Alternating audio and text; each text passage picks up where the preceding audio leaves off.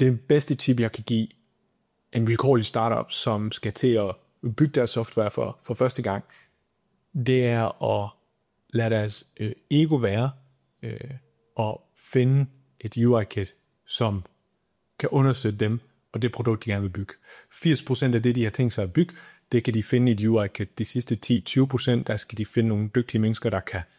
kan tænke tankerne og designe UI-mæssigt det, der skal til, for det er typisk lidt mere komplekst, i hvert fald i vores erfaring, og også nogle udviklere, som selvfølgelig er dygtige til at eksekvere på det. Men alt andet, specielt i din 1.0 eller MVP, eller hvad end vi kalder det, det må du simpelthen ikke bruge energi på at bygge fra bunden af. Der er så mange usynlige faldgrupper i at sidde og kode sin egen dropdown, sin egen inputfelt, sin egen tabel, som er fuldstændig tåbeligt til betragtning af, hvordan man ellers skulle bruge ressourcerne, tiden, energien på at bygge noget, som er unikt for jer. Noget, som giver jer den ekstra konkurrencefordel, som jeres konkurrenter ikke har. Vi ser ofte, at noget så basalt som et inputfelt, fordi det kan enhver udvikler selvfølgelig implementere, men hvis vi ønsker, at det måske visuelt ser ud på en bestemt måde, og vi ikke er afhængige af, hvordan en browser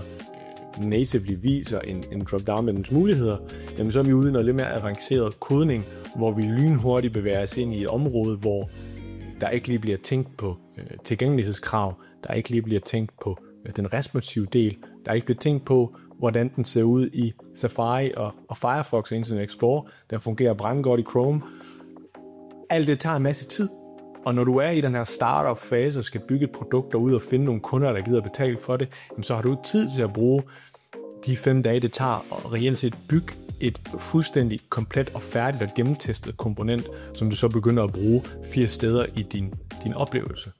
Men hvis I finder det rigtige UI-kit, og jeg har masser af gode eksempler på fantastiske UI-kits, finder en, der passer til den tech-stack, I ønsker at bruge, og også i fremtiden ønsker at bruge, find noget, der lever op til størstedelen af de krav, I har til det software, I skal til at bygge, og for at være helt ærlig, så kan I næsten vælge hvad som helst, fordi de fleste har de mest basale ting. Og så finder noget, der har en Figma-fil, jamen så stikker det fuldstændig af. Så har I synergien på kryds og tværs, som giver jer muligheden for at rykke utrolig hurtigt,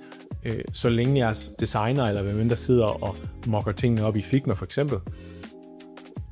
forholder sig kritisk til de valg, de tager, og sørger for, at det lever op til de ting, der er beskrevet i det UI-kit, som I nu benytter, så udviklerne reelt set bare kan hoppe ind i dokumentationen på UI-kittet, haps koden, der matcher med det layout og opsætning, som designeren har lavet, og så er I kørende. Så har I et produkt, der allerede er langt bedre UX-mæssigt. Det garanterer jeg næsten en konkurrentens til halvdelen af prisen.